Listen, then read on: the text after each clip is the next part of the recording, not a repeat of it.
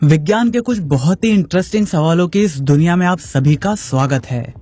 Fact number 1, अंडे तो आप में से बहुत से लोगों ने कभी न कभी बॉईल जरूर किया होगा, लेकिन क्या कभी आपने ये सोचा है कि क्या हम इस बॉईल हुए अंडे को दोबारा अनबॉईल कर सकते हैं? यानी क्या आप एक बार अंडे को उबालने के बाद उसे दोबारा पहले जैसा बना सकते हो? वेल, अकॉर्डिंग टू साइंस इसका जवाब है हाँ, ऐसा करना पॉसिबल है। अंडे को अनबॉईल कैसे करेंगे, ये जानने से पहले हम अंडे को बॉईल करते समय उसमें होता क्या है, पहले उसे जान लेते हैं। अंडे का एग व्हाइट और योक मेनली प्रोटीन से बने होते हैं और प्रोटीन एक लॉन्ग मॉलिक्यूल होता है जो अमीनो एसिड से मिलकर बना होता है। आप इसे एक चेन की तरह भी इमेजिन कर सकते हो, जिसमें चेन एक प्रोटीन मॉलिक्यूल है और जिन छोटे छोटे पार्ट से मिलकर वो चेन बनी है उसे आप अमीनो एसिड मान सकते हो। जब प्रोटीन वाटर के अंदर होता है तो ये सारी चेन्स अलग अलग एक बंडल की तरह अलग अलग रहती हैं, और जब आप अंडे को बॉईल करना स्टार्ट करते हो तो ये सारे बंडल एनर्जी की वजह से वाइब्रेट होना शुरू कर देते हैं और ये चेन्स खुलना स्टार्ट हो जाती हैं, जिसे डीनेचरिंग कहते हैं। और खुलने की वजह से ये चेन्स आपस में एक मैश बना लेती हैं और इस तरह बहुत सारी एनर्जी एब्जॉर्ब करने के बाद अंडे के अंदर का वो फ्लूइड एक सॉलिड स्ट्रक्चर बना लेता है। अब अंडे को अनबॉईल करने का मतलब है कि वो जो प्रोटीन की चेन्स खुलने की वजह से जो मैश बना है, हमें उस मैश को दोबारा सेपरेट करके अलग अलग बंडल्स की फॉर्म में बना देना है। और ऐसा करने के लिए इस्तेमाल किया जाता है यूरिया का। यूरिया सॉल्यूशन इन चेन्स को अलग अलग कर देता है और इन चेन्स की एक बहुत ही खास बात ये है कि जैसे ही आप इसे अलग करते हो, ये दोबारा नेचुरली फोल्ड होकर अपने आप ही अपना बंडल बनाना शुरू कर देता है। तो अब अगली बार अगर आपसे कोई पूछे कि क्या आप एक बॉइल्ड अंडे को अनबॉइल कर सकते हो, तो आपको इसका जवाब पता है। फैक्ट नंबर 2, क्या आपने कभी सांस रोकने की कोशिश करी है और क्या आपने कभी नोट किया है कि आप कितनी देर तक इसे कर पाए हो? वेल, अगर आपने ऐसा नहीं किया तो मेरी पर्सनल एडवाइस यही है कि आप इसे कभी भी ट्राई मत करना, क्योंकि ऑक्सीजन की कमी सबसे पहले आपके दिमाग पे होती है और अगर आपके ब्रेन को 30 से 180 सेकंड तक ऑक्सीजन ना मिले तो आपकी कॉन्शियसनेस धीरे धीरे कम होने लगेगी। लगभग 1 मिनट बाद ऑक्सीजन ना मिलने की वजह से आपके ब्रेन सेल्स डिस्ट्रॉय होना शुरू हो जाएंगे और 3 मिनट बाद आपके दिमाग के डैमेज होने की प्रोबेबिलिटी सबसे ज्यादा हो जाएगी और 5 मिनट बाद आपकी मौत हो सकती है। और दुनिया का कोई भी इंसान हो, उसने चाहे कितनी भी प्रैक्टिस क्यों न कर रखी हो, इस धरती का कोई भी इंसान 15 मिनट से ज्यादा अपनी सांस को नहीं रोक सकता। फैक्ट नंबर 3, आपकी बॉडी की एनर्जी का 20% अकेले आपका दिमाग इस्तेमाल कर लेता है। इसीलिए आपने कभी नोटिस किया होगा कि अगर आपकी बॉडी में एनर्जी की कमी होती है तो इसका असर आपको सबसे पहले अपने दिमाग में देखने को मिलता है। अब फिर चाहे वो सिर दर्द हो या फिर थकान या फिर एक अजीब सी फीलिंग आने लगती है, कुछ काम करने का मन नहीं करता, बस ऐसा लगता है कि बस पड़े रहो ऐसे ही, कुछ मत करो। तो अगली बार जब भी आपको ऐसा सिर दर्द हो या फिर आपका काम करने का मन ना कर रहा हो, तो इसका मतलब सिंपली ये है कि आपके शरीर में एनर्जी की कमी हो चुकी है और आप तुरंत कुछ खा लो या फिर कुछ पी लो, जिससे आपकी एनर्जी दोबारा रिटेन हो सके और फिर बिना कुछ सोचे अपने काम पर लग जाओ। फैक्ट नंबर 4, अगर आपके पास कार है तो कभी न कभी आपके साथ ऐसा जरूर हुआ होगा कि आप किसी मॉल गए या फिर कहीं भी किसी ओकेजन पर गए और वहाँ आपने अपनी कार को पार्क कर दिया, लेकिन जब आप वहाँ से वापस आने वाले हो तो आप कंफ्यूज हो जाते हो कि यार मैंने अपनी कार कहाँ पार्क करी थी। और इसके बाद अगर आपके कार में रिमोट कंट्रोल सेंसर है तो आप उसे दबाकर अपने कार की आवाज को सुनने की कोशिश करते हो, लेकिन बहुत बार ऐसा होता है कि रिमोट की रेंज या तो बैटरी की वजह से या फिर किसी और वजह से काफी कम हो जाती है। तो ऐसे कंडीशन में आप क्या करोगे?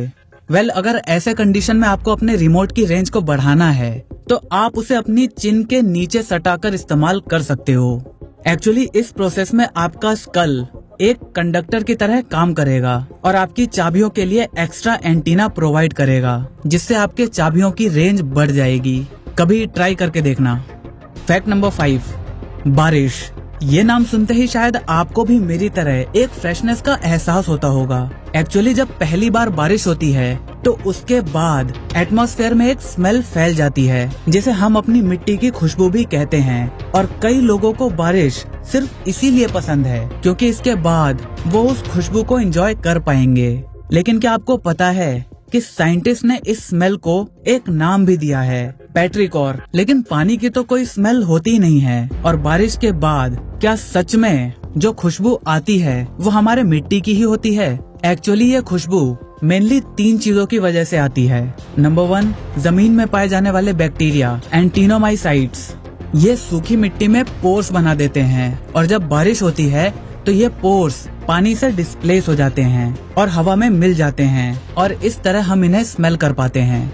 नंबर 2, कुछ प्लांट्स और ट्रीज नेचुरली ऑयल रिलीज करते हैं जो मिट्टी में कलेक्ट होता रहता है और जब बारिश होती है तो ये हवा में मिल जाता है। और इसका तीसरा कारण है ओजोन। ओजोन की बहुत ही हल्की लेकिन बहुत ही मस्त सी स्मेल होती है, इसीलिए इसका नाम ओजीन के नाम पर रखा गया है, जिसका मतलब होता है स्मेल। लाइटनिंग की वजह से ऑक्सीजन के मॉलिक्यूल आयनाइज हो जाते हैं और वो आपस में मिलकर ओजोन बना लेते हैं और ये ओजोन के मॉलिक्यूल्स बारिश के साथ नीचे जमीन तक आ जाते हैं और ये तीनों ही कारण मिलकर हमें ये अद्भुत खुशबू का एहसास करवाती है।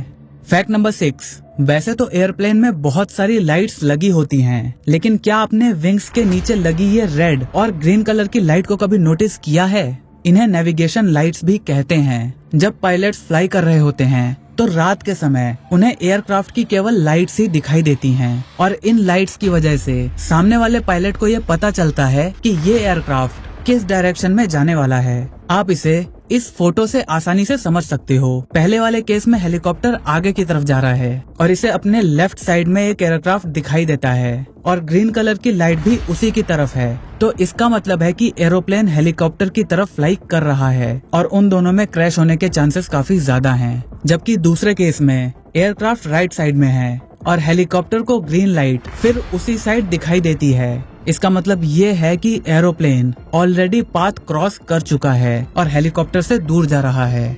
फैक्ट नंबर 7, आपने देखा होगा कि साबुन चाहे किसी भी कलर का हो और किसी भी कंपनी का हो, उसका फॉर्म हमेशा व्हाइट कलर का ही होता है। सोप एक्चुअली 3 चीजों से मिलकर बनता है, सर्फेक्टेंट, कलर डाई और परफ्यूम। सर्फेक्टेंट वाटर के साथ मिलकर झाग बनाता है, डाई सोप को कलर देता है और ये बहुत ही कम मात्रा में इस्तेमाल किया जाता है क्योंकि इसकी जरूरत बहुत ही कम पड़ती है और ये पानी में घुल जाती है। और परफ्यूम सोप में वो स्मेल ऐड करता है। साबुन का झाग बहुत सारे छोटे छोटे सोप बबल से मिलकर बनता है। मैं उन बड़े बबल्स की बात नहीं कर रहा जो नहाते टाइम आपको क्लियरली दिख जाते हैं, वो तो है ही, लेकिन जो फॉर्म होता है, जो झाग बनता है, वो कुछ नहीं, सिर्फ बबल्स ही होते हैं। ये बबल्स इतने छोटे और इतने सारे होते हैं कि आप इन्हें इंडिविजुअली तो देख ही नहीं सकते और कलेक्ट होने के बाद ये कुछ ऐसे दिखाई देते हैं। इस वजह से जब लाइट्स इन पर पड़ती है तो सारे बबल्स अलग अलग वेवलेंथ की लाइट्स को अलग अलग डायरेक्शन में रिफ्लेक्ट करते हैं। और अगर आप एक साइंस लवर हैं तो आपको ये तो जरूर पता होगा कि कोई भी ऑब्जेक्ट अगर सारी लाइट्स की वेवलेंथ को एब्जॉर्ब कर लेता है तो वो हमें ब्लैक कलर का दिखता है और कोई ऑब्जेक्ट सभी लाइट्स की वेवलेंथ को रिफ्लेक्ट कर देता है तो वो हमें व्हाइट कलर का दिखता है।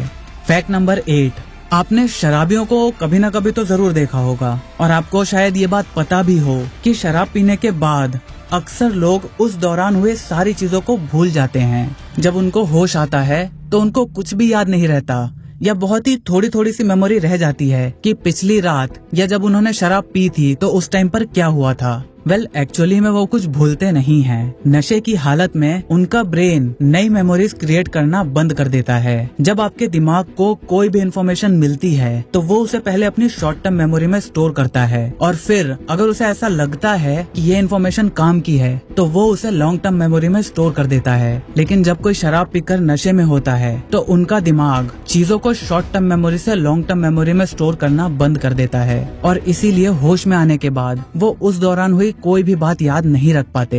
फैक्ट नंबर 10, आपने मूवीज और टीवी सीरियल्स में कहीं न कहीं ऐसे सीन्स तो जरूर देखे होंगे जहां एक इंसान को एक ड्रग देकर उसे इन्वेस्टिगेट किया जाता है, यानी उससे पूछताछ की जाती है और उस सीरम की वजह से वो इंसान सिर्फ सच बोलता है। क्या रियल लाइफ में भी कोई ऐसा ड्रग मौजूद है जिसे लेने पर आप केवल सच बोलो?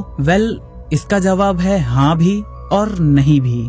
ऐसे कई सीरम्स हैं जिन्हें पीने के बाद आपके लिए झूठ बोलना बहुत ही मुश्किल हो जाता है और सच आसानी से आपके मुंह से निकल पाता है। ये सीरम्स आपके दिमाग के सोचने की कैपेसिटी को कम कर देता है, क्योंकि ये बात तो आप भी मानोगे कि झूठ बोलना सच बोलने से थोड़ा ही सही लेकिन मुश्किल होता है।